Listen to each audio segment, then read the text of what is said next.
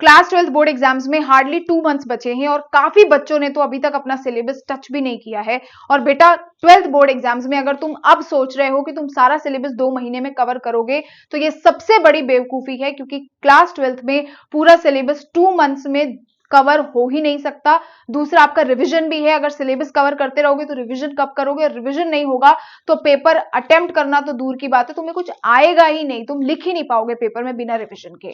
तो अब तुम्हारा गोल क्या होना चाहिए, ये बेवकूफों वाला गोल नहीं होना चाहिए कि अब हम कंप्लीशन करेंगे, पूरा सिलेबस कंप्लीट करेंगे। ये टाइम गया बेटा, ये स्टार्टिंग में करना था।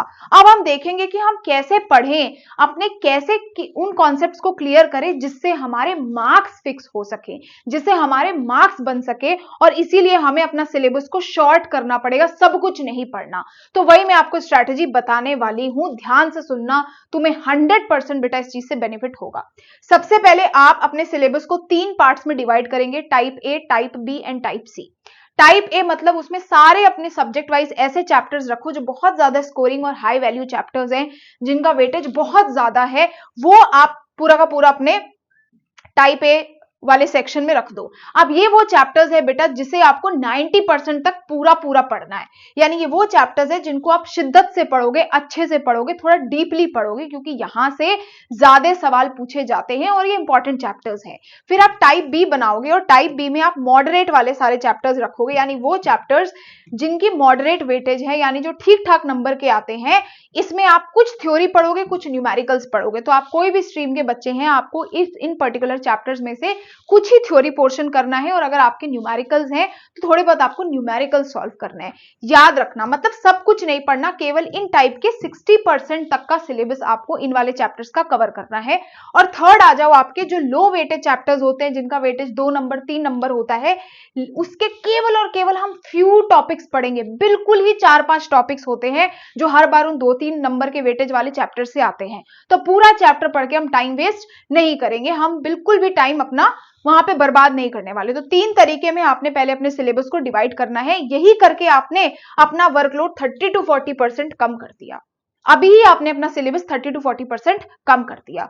आगे देखते आगे क्या करना है। अब सबसे पहले क्या करो, अब आप एक चैप्टर पढ़ोगे कैसे। तो पहला चैप्टर आएगा, जब आप पढ़ोगे तो उसको लेयर 1 आप नाम दोगे। पहले आपको लेयर 1 पढ़ना है, मतलब जो भी आपने लेक्चर है, अब लेक्चर आप कहीं से भी पढ़ो, आप यूट्यूब से पढ़ो, वन शॉट से पढ़ो, ट्यूशन से पढ़ो, बैच से पढ़ो, बट जो भी पढ़ोगे हर बार, अब जब तक आपका बोर्ड एग्जाम नहीं आता, आप उसी पर्टिकुलर जगह से वो लेक्चर पढ़ोगे, क्योंकि अब आप रिसोर्सेज स्विच नहीं कर सकते। तो कोई भी एक पकड़ लो, पूरा का पूरा आपने जैसे ही लेक्चर पढ़ा, तो लेक्चर पढ़ते हुए आपको क्या ध्यान देना है, आपको ये चीजों पे ध्यान देना है। एनसीईआरटी डेफिनेशन, फॉर्मूला, अगर कोई डेरिवेशन है, एनसीईआरटी के सॉल्व एग्जांपल्स, डायग्राम्स, हेडिंग्स और कीवर्ड्स की क्या क्या हेडिंग्स है चैप्टर में, इस लेवल पे आपको ये सारे चैप्टर्स को देखना है। मतलब ये बेसिक बेसिक चीजें आपको चैप्टर पढ़ते हुए याद रखनी है।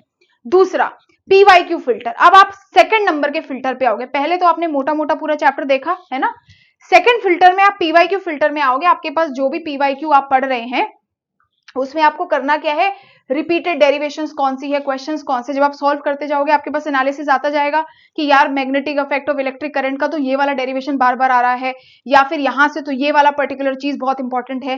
तो आप एक फिल्टर क्रिएट कर लोगे, और ये वो फिल्टर है, ये वो 20% सिलेबस है बेटा जो आपके मार्क्स सीधे फिक्स कर देगा। यानी सीबीएसई हर बार सेम टॉपिक से कुछ ना कुछ चीजें क्वेश्चंस रिपीट करती है। तो पहले पढ़ने के बाद दूसरी बारी में जब आप पीवाईक्यू सॉल्व करोगे तो आप लिस्ट आपके पास खुद ही प्रिपेयर हो जाएगी कि ये टॉपिक्स हैं जो मैंने पिछले 5 साल के पेपर में देखा कि सबसे ज्यादा बार रिपीट होते हैं, इसीलिए आपको बेटा पीवाईक्यूज करनी है। ये आपकी मेन प्रायोरिटी है।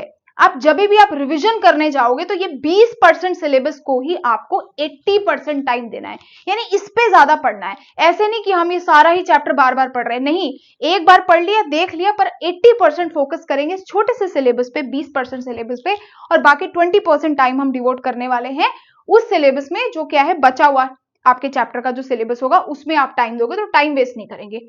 और लेयर 3 आता है जो बेटा बहुत ही ज्यादा इंपॉर्टेंट है, वो है आपका सैंपल पेपर। क्लास 12 का एक भी बच्चा बिना सैंपल पेपर सॉल्व करे अपना एग्जाम देने नहीं जाएगा, ये चीज अपने दिमाग में बैठा लो। मैं खुद पीसीएम से पास आउट हूं बेटा, याद रखना सैंपल पेपर्स बहुत जरूरी हैं अपने सेल्फ एनालिसिस करने के लिए। अगर तुम्हें नहीं पता कौन से सैंपल पेपर्स करने हैं, मैं रिकमेंड कर दूंगी तुम्हें, तो तुम फिलहाल के लिए ओसवाल के सैंपल पेपर्स कर सकते हो। अब तुम्हें मैं एक गाइडेंस दूं तो बेटा ये कंबाइंड सैंपल पेपर्स हैं, यानी इसमें पांचों सब्जेक्ट तुम्हारे साइंस स्ट्रीम के, English, mathematics, physics, chemistry, biology, ये सब साथ में ही बेटा कंबाइन कर दिए हैं। इससे होगा क्या, पर सब्जेक्ट आपके पास 4 सैंपल पेपर्स हैं और एक सेल्फ असेसमेंट के लिए आपको दे रखा है। प्लस इसमें जो लेटेस्ट सीबीएसई ने सैंपल पेपर निकाला वो भी दिया हुआ है। तो मैंने चेक किया, एक तो अचीवेबल गोल है। मेरा कहने का मतलब ये है, क्या 2 महीने में ये हो पाएगा? बिल्कुल हो पाएगा। 4 सैंपल पेपर पर सब्जेक्ट तो आप सॉल्व कर ही लोगे। तो अलग अलग बुक्स लेने के बजाय आप बेटा एक कंबाइंड सैंपल पेपर लेकर के सॉल्व कर सकते हो। रही बात आपकी कॉम्पिटेंसी की, वो क्वेश्चंस भी हैं, image based question, statement based question, बिल्कुल सीबीएसई के पैटर्न के हिसाब से बनाए हैं। जो भी बच्चे ये बुक को लेना चाहते हैं आप डिस्क्रिप्शन से ले सकते हैं बेटा, मैं लिंक अटैच कर दूंगी कहीं पर, ठीक है, ओसवाल के सैंपल पेपर्स।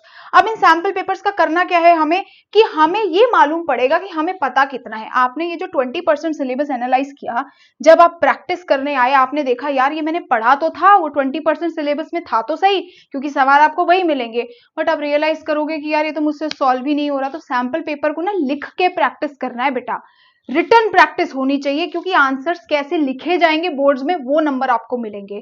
केवल कॉन्सेप्ट आ जाने से आपको मार्क्स नहीं मिलने वाले, इसमें मार्किंग स्कीम भी दे रखी है।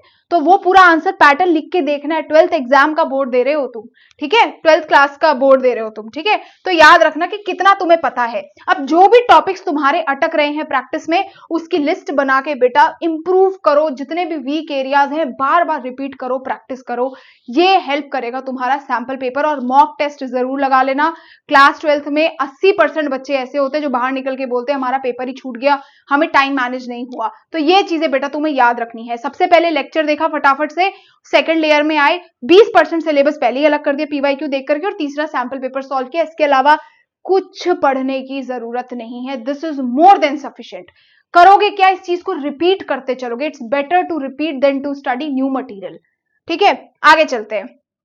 अब गलतियां क्या करते हैं बच्चे इस एंड टाइम पे, क्रूशियल टाइम पे? सबसे पहला, टाइम नहीं है बेटा। टाइम नहीं है जैसा एक्सक्यूज अब आप कैसे दे सकते हो? अब अगर आपका कोई सिचुएशन है, मान लो प्रैक्टिकल्स चल रहे, कुछ भी चल रहा है, टाइम नहीं है मत देखो, तुम 4, 5, 6 घंटे एक साथ एम मत करो। तुम पकड़ लो अपना 20-25 मिनट का स्लॉट। 3 आवर्स निकालना एक साथ बहुत मुश्किल है, बट तुम 20 मिनट 25 मिनट आसानी से निकाल सकते हो। तो जहीं पर भी तुम्हें 20 मिनट दिखते हैं, तुरंत से उस टाइम को यूज करो और कुछ ना कुछ पढ़ दो।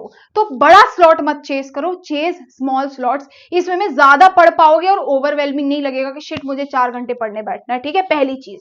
दूसरा, एग्जाम और टेस्ट। अब बच्चा कहता है कि मैं एग्जाम के लिए पढ़ूं कि मैं टेस्ट के लिए पढ़ूं। मेरी बात सुनो, कोई भी टेस्ट तुम्हारा इस बीच आता है, कोचिंग में आता है, स्कूल्स में आता है, जहीं पर भी, वो अगर तुम्हारे सिलेबस का पार्ट है और बोर्ड एग्जाम्स में आने वाला है, शिद्दत से पढ़ो। क्योंकि जो तुम टेस्ट के लिए पढ़ रहे हो बेटा, वो इवेंचुअली बोर्ड एग्जाम्स में आएगा ही आएगा। तो तुम्हारे लिए तो एड ऑन एडवांटेज हो गया ना।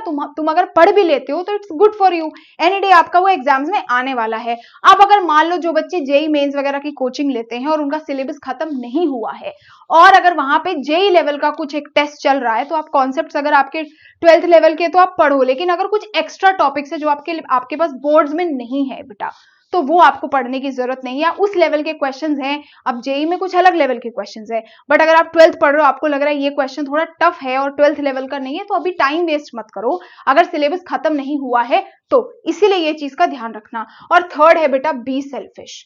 सबसे इंपॉर्टेंट चीज, जितने भी तुम्हें लगता है जहां पर भी तुम्हारा टाइम वेस्ट हो रहा है, वो सब एक लिस्ट बना के लिखो कि तुम पूरे दिन में सबसे ज्यादा टाइम तुम्हारा कहां पे गया। उस चीज को कट डाउन करो बेटा। इस समय कोई टाइम नहीं है तुम्हारे पास कोई भी ऐसी एक्टिविटी में इन्वॉल्व होने के लिए कि तुम्हारा सिलेबस कॉम्प्रोमाइज हो और एग्जाम का रिजल्ट कॉम्प्रोमाइज हो।